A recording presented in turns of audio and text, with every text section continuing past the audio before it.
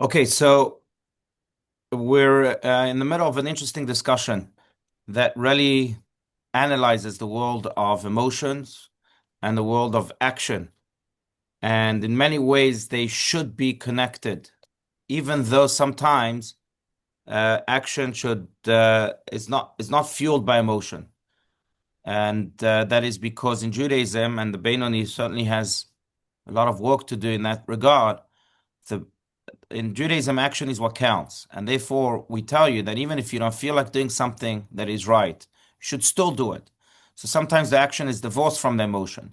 But the ideal, the ultimate state is when a person is not only doing, but he's doing with his full emotions, with the full intention. We call that the wings that make a person soar. The right wing is called love, the left wing is called fear, and the Tanya spoke about this quite extensively. But with the love and the fear that we have towards God, uh, we should we should do actions. Again, if they are not there, you should still focus on actions. But those wings can help you soar and at the same time also elevate the action itself. An action that is done with love and fear is in many ways an action that um, is on a higher plane than an action that is done without, even though the effect of the action remains the same. Again, if I gave tzedakah, if I gave $5 to a poor person and I had my whole emotion in it, for me, it elevated me, certainly, and therefore that action for me is better. But at the end of the day, whether I gave it with those emotions or not, the $5 will help the person regardless and in the same exact way. But again, if I want to really refine myself and elevate myself like the Benoni tries to do, then I have to have my emotions involved. That's really what we've been speaking about, analyzing those worlds, the wings themselves. But let's continue where we left off, as you mentioned, Margot, at the bottom of page 75. Does anyone want to read? I'll read. Please go for it. Okay. This seems paradoxical. The love and fear hidden within his mind and the hidden recesses of his heart can neither influence the body nor elevate the commandments. They are too lofty. The love and fear that are revealed in his heart are more grounded, almost physical, yet they specifically cause the commandments to rise. When one loves deeply, it is revealed in his heart. He will do something to express this feeling. But that emotion has no intrinsic advantage over whatever expression it calls forth. The inspiring thought, the feeling in one's heart, they too are essentially physical functions. In contrast, the love hidden within the heart that can only be experienced metaphorically finds no expression at all in one's body. Its domain lies solely within the dynamics of the soul. It lies beyond the potentiality of the mind and heart, close by, but not within them. And therefore, it is expressively the love hidden within one's heart, the potential that enables him to love, that is of a higher and more abstract order. The potential that can create love is, in essence, utterly spiritual and towers above the actual love one feels. Right. So that world of the wings, of the love and the fear, is a world that is almost metaphysical. It's not a world that can be grasped by any of our senses. You know, when you love, you just feel it, you just sense it. And same when you fear, and same with every other emotion. But it's not something that can be measured. It's not something that can be physically grasped or touched. It's something that's beyond. Now, the action itself is what connects that world that is metaphysical to the physical, to the body itself that is used in order to channel those emotions, that love and that fear. So the body itself is the channel, and the inner making of the person is really the world of connection with God Himself. Um, I would say that it's interesting because even if the body did not exist, maybe I'm deviating here a little bit, the soul will find a way to translate those emotions. So we see that, and maybe this is a deviation, but it's just maybe once we separate the two worlds, we're able to understand each of them for their own value. And this is what the Tanya is trying to do here. But we see that with souls that are no longer in this world.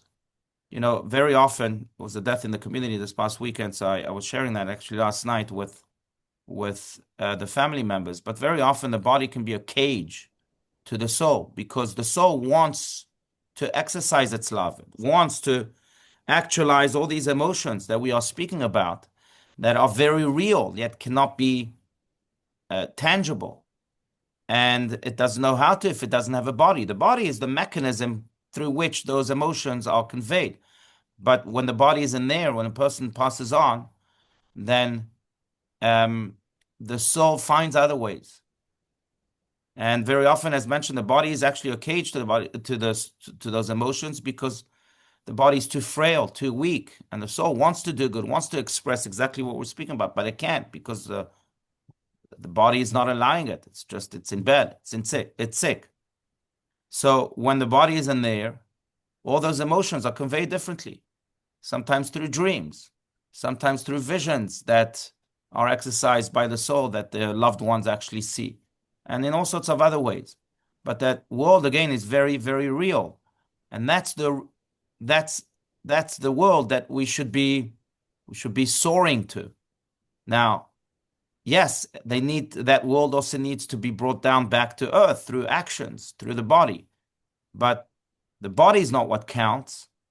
The action itself is really just the channel for all these emotions, where we should be residing in many ways, and our psyche is in that world that is very real yet cannot be measured in any physical way.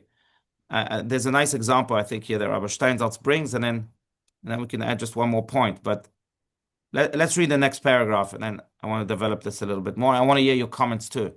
Okay. Please go ahead. Yeah. By way of example, when a person paints a picture, he uses his hand. Yet the power of the soul, one's ability to paint, does not exist in the hand, whose muscles merely carry out the work. Paradoxically, at the moment he is painting, he is drawing down and compressing the painting's inner essence. The act itself assesses one's underlying talent, bringing it down to the reality of fingers and muscles. The potential to build something always exceeds the actual deed. In this sense, where thought and emotion find open expression, they are functions of the body based on material activity, whereas the power to love, the ability to emphasize, is a spiritual power independent of the body. It is as though the love a person does not actualize is on a higher level than the one love realizes. Right. To put it maybe in a different way, or maybe in a more simplistic way, we can look at ourselves always as cars or as trucks, or as cargo planes, if you want something really, really big. But we're always carrying something. We're always carrying something. Now, the question is, what content will we fill our trucks or our cargo planes with? Um, Eventually, there'll be a download from that plane or from that truck. And the download will really be based on what the content is of your truck. So if I'm carrying negativity, eventually that will be downloaded too. Very often that's what happens. You can't keep everything inside, and that's what will come out. Now, can you blame the truck? You can't really blame the truck. The truck is just carrying that negativity. You can't blame the body. The body is just a carrier. It's not the thing itself. The thing itself is what happens within. It's the actions. It's the emotions. It's the love, the fear, the wings that we're speaking about. That's what the thing itself is. The truck is am I going to blame the truck? Do policemen arrest trucks with drugs? Maybe they seize them for a little bit, but the truck is not at fault. It's the drugs themselves and the person that was carrying or that was driving that truck. Same year on the positive side. If I decide, and this is perfect for Elul, by the way, this month, because this is the time to examine the content of the truck that we have, that we are. If I am carrying positivities, if I have love and fear, if my truck is always filled with deep yearning for God and deep desire to do that which He wants me to do, not just what I want to do, then the download, whenever it happens, and it should happen quite often, and it will eventually happen again because we can't carry everything always inside, then the download will also be a download of positivity. And then the truck will be elevated through that download, through first of all the carrying and also afterwards through the download. So we have to see ourselves almost as carriers.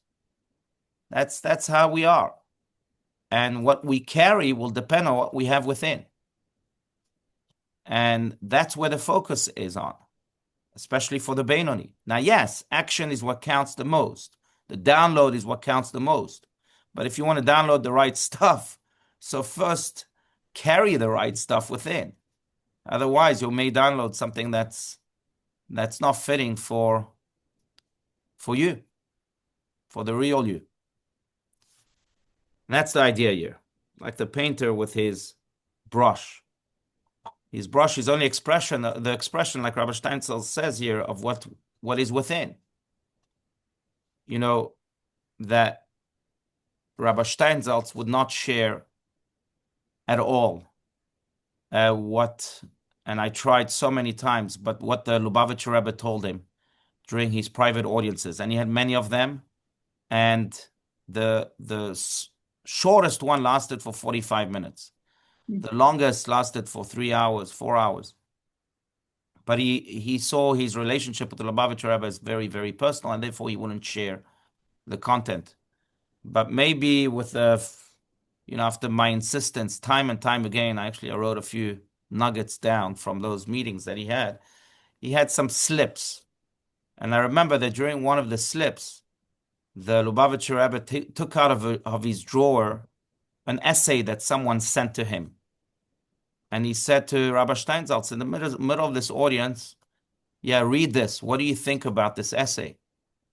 And Rabbi Steinsaltz reads it and he gives it back to the Rebbe. And of course, because he was so nullified to the Rebbe, he said, I can give you my opinion. You want my opinion? I want to know what the Rebbe's opinion is. And and the Rebbe said, you have to look beyond the words. And I think that this person was on drugs when he wrote it. So the essay itself is the download, is the expression, is the body. And maybe the body might seem also very sophisticated. Maybe those words were very poetic or even contentful. But where's it coming from? What was inside the truck that you exercise your download from? And very often what's inside is what comes out.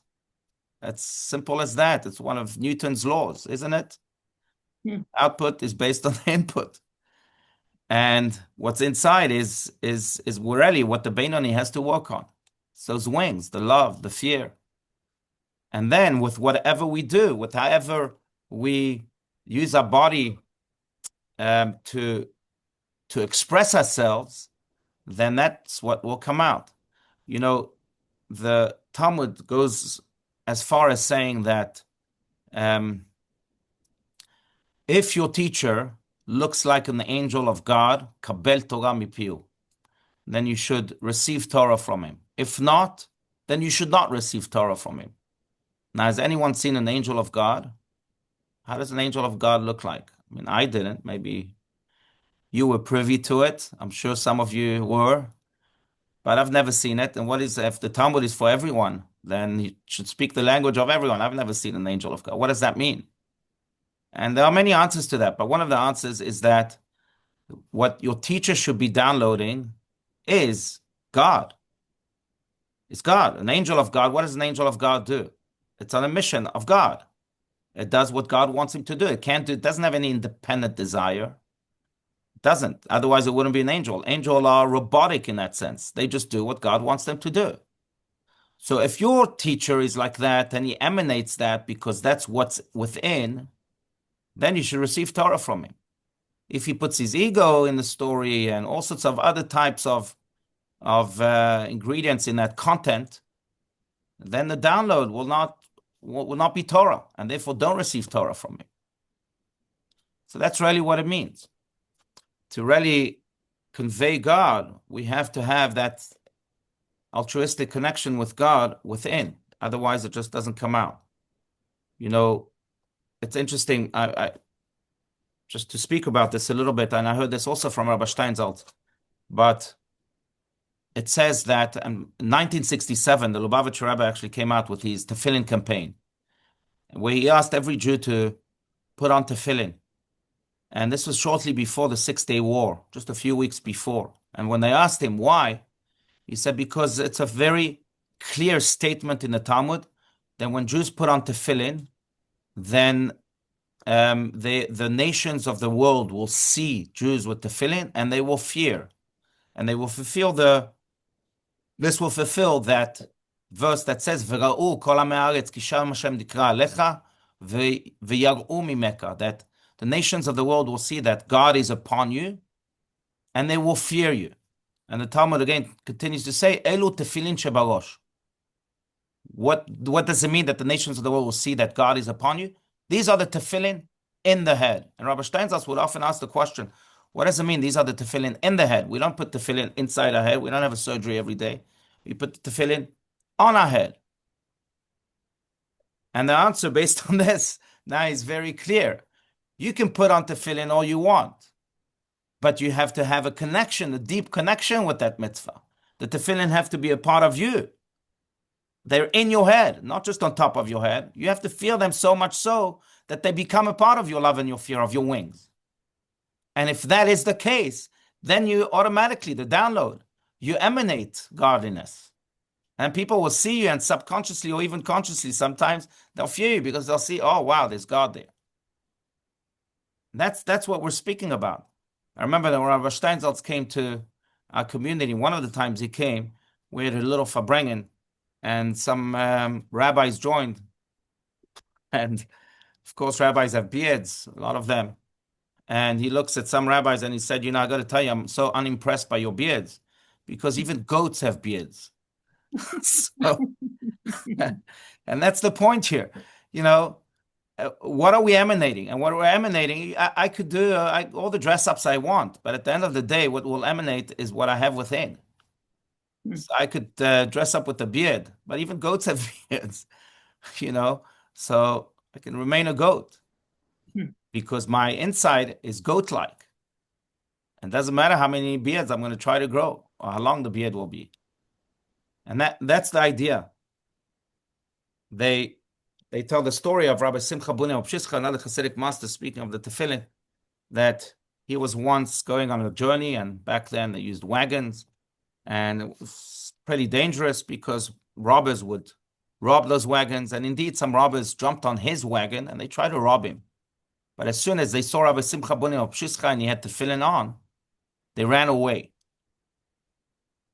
And he told the story and he said, look, this confirms what the Talmud says, that when they see you with tefillin, they fear and they run away. So during the next journey of his students, they decided to put on tefillin during the journey too. And robbers attacked them and they stole everything they had, even though they had tefillin on. So they went back to Rabbi Simcha Buni Opshishcha and they said to him, well, you were wrong. We put on tefillin and it didn't cause any fear. And he said what we just said about Rabbi Steinsaltz. He said, well, you put on the tefillin. I put the tefillin within, not just on me. It says, Elu tefillin shebarosh. That's where they start fearing you. It's what you emanate. And this is what this is speaking about, really. It's that world of emotions that needs to be very aligned with God and very passionate about God, one with God in the most altruistic way. And then it shines almost automatically. Just one more story, and I'd love to hear your comments too, but this has a lot to do with Elul. It's a story about a certain man in the times of the Talmud. It's a story that's brought in the Talmud, who was just a sick human being. And he fell in love with this married woman, and he wanted to do what he wanted to do with her. But he didn't know how to go about it. He didn't want to be coarse about it, at least appear coarse about it. So he was a very wealthy man, and he decided to loan her money. She was poor. And he said to her, look, I'll loan you money. I understand your situation. And here's a big sum. and you have to return this money after 30 days. If you don't return this money after 30 days, then I can do with you whatever I want to do with you. He lent her a big sum with the intention that knowing that she won't be able to return the money, and then, you could do with her whatever you wanted. And she agreed to the terms. And obviously, after 30 days, she didn't have the money to give back to this man. So now it's his time to exercise his deepest evil inclination. So he goes to her home and he knocks on the door and he says, "Where's my money?" And she says, "I don't have it." And at that moment, for some reason, he had the Spirit of God enter him. And he said to her, instead of doing what he wanted, he said to her, "You know what? I forgive you. For the loan, don't you worry." And he left. And he went to the marketplace, and all of a sudden, I think it was Rabbi Bar Bar Chana, one of the great sages of the time, sees him in the marketplace. And he approaches him. And he says to him, "What did you do today that you emanate such light?" And the man said, "What are you talking about? I'm an evil guy. I have evil intentions all the time." He says, "No, no, you must have done something today because I can see this light emanate from you. I'm jealous of you." And the man told him the story. He said, "Well, I really wanted to have an intimate relationship with this woman and I devised the whole plan. But in the end, I overcame my evil inclination and let go of this loan." And Rabbi Bar Chana says, "Oh, now I understand. That's why you have a light, a candle shining upon your head." Now, sages can see that. But here's a man who really worked on himself at that moment. He exercised maybe one of the greatest acts of self-control for him. And that changes your whole energy. It's like the tefillin in the head. It emanates. Rabbi Bar Chana can see it.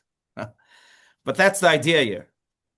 Whatever you have within is what will come out on your painting. And your body will only be a tool to that world of emotions, to those wings, like the brush is to the painter.